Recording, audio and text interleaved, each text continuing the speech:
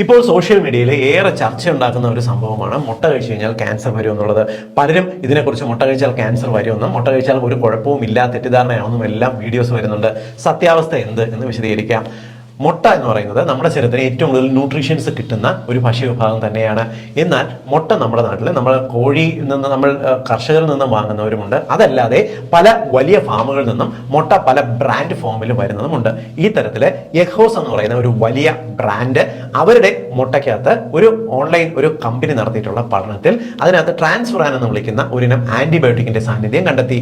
ഈ ആന്റിബയോട്ടിക് നമ്മുടെ മനുഷ്യ ശരീരത്തിലേക്ക് എത്തിക്കഴിഞ്ഞാൽ അത് ഹോർമോണൽ വ്യത്യാസങ്ങൾ ഉണ്ടാക്കാനും നമ്മുടെ മനുഷ്യ ശരീരത്തിലെ കോശങ്ങളുടെ DNA ഡാമേജ് വരുന്നതിനും കാരണമാകും.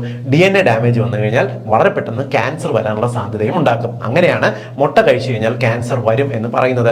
മുട്ടയല്ല ഇതിനകത്ത് പ്രശ്നമുണ്ടാക്കുന്നത്, ഇതിനകത്ത് വരുന്ന ആന്റിബയോട്ടിക് ആണ്. ഈ ഓൺലൈൻ കമ്പനി തന്നെ ഇന്ത്യയിലെ മറ്റു പല ബ്രാൻഡുകളിലും നമ്മുടെ നാട്ടിൽ കിട്ടുന്ന സാധാരണ കടകളിലുള്ള മുട്ടയും എല്ലാം എടുത്ത് പരിശോധിച്ചു. അതിനകത്തൊന്നും ഈ തരത്തിലുള്ള ആന്റിബയോട്ടിക്കിന്റെ ട്രാൻസ്ഫെറാന്റെ സാന്നിധ്യം കണ്ടെത്തിയില്ല. എഗ്ഗോസ് എന്ന് പറയുന്ന കമ്പനിയിൽ മാത്രമാണ് കണ്ടെത്തിയത്. ഗവൺമെന്റ് അതിന് വേണ്ട നടപടികൾ സ്വീകരിക്കുകയും ചെയ്യും.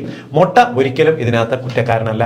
ഇതിന് നമുക്ക് പലരും ഇത് പേടിച്ചിട്ട് മുട്ട കഴിക്കാതിരിക്കുമ്പോൾ സംഭവിക്കുന്നത് നമ്മുടെ ശരീരത്തിന് ഏറ്റവും ഗുണകരമായിട്ട് ഏറ്റവും എളുപ്പത്തിന് ദഹിക്കുന്ന ഏറ്റവും കൂടുതൽ ശരീരം വലിച്ചെടുക്കുന്ന പ്രോട്ടീൻസും മറ്റ് പല വൈറ്റമിൻസും മിനറൽസും കിട്ടുന്ന ഒരു ഭക്ഷണമാണ് നമ്മൾ ഒഴിവാക്കുന്നത്. അങ്ങനെ ചെയ്യാതിരിക്കുക. കാരണം മുട്ട ഇതിനകത്ത് നിരപരാധിയാണ്.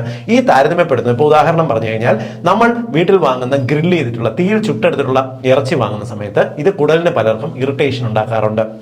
അതിന്റെ അർത്ഥം ആ ചിക്കൻ കുഴപ്പമാണെന്നല്ലല്ലോ. നമ്മൾ വാങ്ങുന്ന ചിക്കൻ അല്ല കുഴപ്പം, ചിക്കൻ പാകം ചെയ്യുന്ന രീതി, ചുട്ടെടുക്കുന്നതാണ് അപകടം. അതേപോലെ തന്നെയാണ് മുട്ടയല്ല കുഴപ്പം, മുട്ട ഉണ്ടാക്കുന്ന ഫാമിലെ ഉപയോഗിച്ച ആന്റിബയോട്ടിക്കാണ് കുഴപ്പം.